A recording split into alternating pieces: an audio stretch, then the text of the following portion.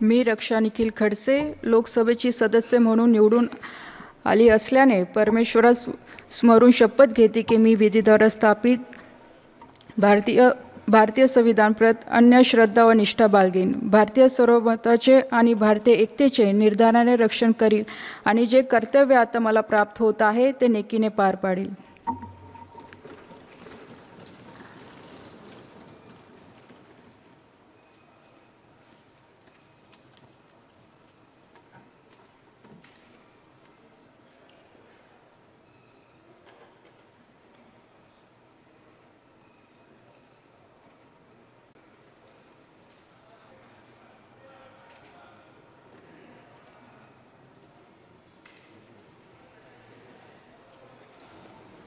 Shri Sukanta Majumdar.